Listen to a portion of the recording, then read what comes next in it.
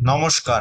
এর আগের ভিডিওগুলিতে আমরা ওম এবং গায়ত্রী সম্বন্ধে জেনেছি। আজকে আমরা মন্ত্র ও তার প্রভাব নিয়ে কিছু আলোচনা করব। মন্ত্র কি? মন্ত্র হলো শব্দ বা শব্দের সমষ্টি। কিছু কিছু বিশেষ অক্ষর ও শব্দের সমষ্টিগত গুণ আছে, যাকে বারবার বিশুদ্ধভাবে উচ্চারণ করলে তার সংঘর্ষণে আবহাওয়ায় একটা বিশেষ প্রকার বিদ্যুৎ তরঙ্গের উৎপন্ন হয়। এই শব্দই হলো মন্ত্র। এই মন্ত্র সাধকের ইচ্ছা পূরণ করে। এই মন্ত্রের সঙ্গে প্রবল ইচ্ছা শক্তিরও প্রয়োজন হয়, আবার মন্ত্রের সাহায্যে ইচ্ছা শক্তিও প্রবল হয়। মন্ত্র হলো ভারতবর্ষের সূক্ষ্মদর্শী ঋষিগণের এক অসীম প্রভাবশালী হলো। তারা মনন বৃত্তির উপর নির্ভর করেই মন্ত্রের রচনা করেছিলেন। মনন দ্বারা পেয়েছিলেন বলেই মন্ত্র নাম হয়েছে। সাহিত্য অন্তর্গত শব্দ হলো মন্ত্র।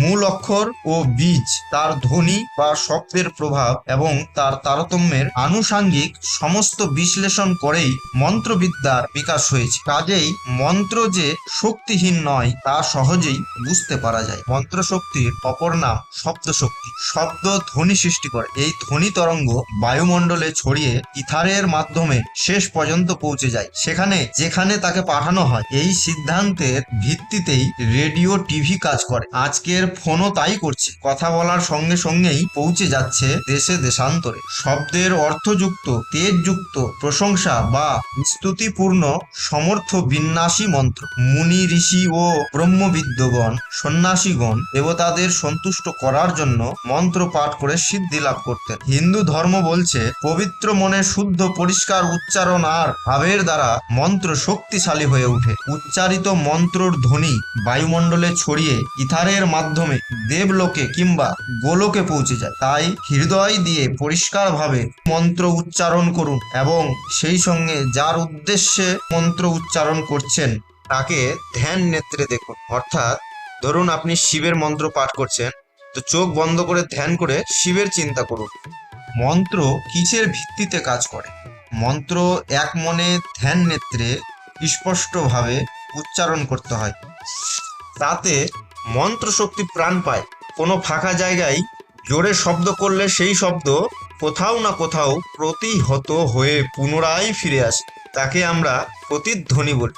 দেবতাদের উদ্দেশ্যেও যজ্ঞ হয়, পিতৃগণের উদ্দেশ্যে শ্রাদ্ধ হয়, এতে মন্ত্রের উচ্চারিত হয়। দেবগণ ও পিতৃগণ এইসব শ্রবণ ও গ্রহণ করে। এগুলো অবিশ্বাস্য নয়। এগুলি উপরোক্ত সিদ্ধান্তের ভিত্তিতেই ইথারের মাধ্যমেই সম্ভব হয়। সূর্যের উদ্দেশ্যে মন্ত্র উচ্চারণ করুন, বিষ্ণুর উদ্দেশ্যে স্তব স্তুতি করুন, মহামায়ার উদ্দেশ্যে চণ্ডী পাঠ করুন। আপনার স্তব স্তুতি শুনে তারা আপনার প্রতি অবশ্যই প্রসন্ন হবেন। এই মন্ত্র নিমিষেই ব্রহ্মাণ্ড ভেদ করে দেবলোক কিংবা গোলকে ভগবান ও দেবগণের প্রাণকে চঞ্চল করে। তবে ঠিকভাবে মন্ত্র উচ্চারণ করতে হবে। উচ্চারণে ভুল হলে কিন্তু হবে না। গীতায় ভগবান নিজেই বলেছেন, মন্ত্রে তীর্থে দ্বিজে দেবে দৈবজ্ঞে ভেষজে গুরৌ যাদৃশী ভাবনা যস্ব সিদ্ধির্ভবতি তাদৃশী। অর্থাৎ মন্ত্রে, তীর্থে, দেবতায়, ব্রাহ্মণে, ঔষধে, গুরুতে ও দৈবজ্ঞে যার যেমন বিশ্বাস সে তেমনই ফলাফল লাভ করেন। মন্ত্র 3 রকম ভাবে জপ করে সিদ্ধি করা হয়: বাচিক, উপাংশু এবং মানসিক। তবে শাস্ত্রে বলছে মানসিক জপই শ্রেষ্ঠ। আসনে বসে মেরুদণ্ড খাড়া করে এক মনে ধ্যান ও জপ করতে হয়। এতে ঠোঁট, জিভ কোনো কিছুই নড়বে না।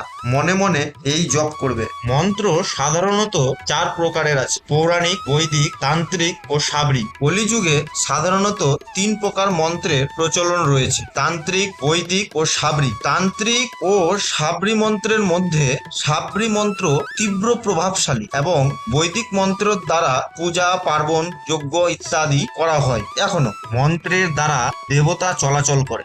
মন্ত্রকে কিভাবে সিদ্ধ করলে মন্ত্রের দ্বারা দেবতা চলাচল করবে তা নিয়ে আমরা পরবর্তী ভিডিওতে আলোচনা করব। মন্ত্র সিদ্ধি কি করে করতে হয়।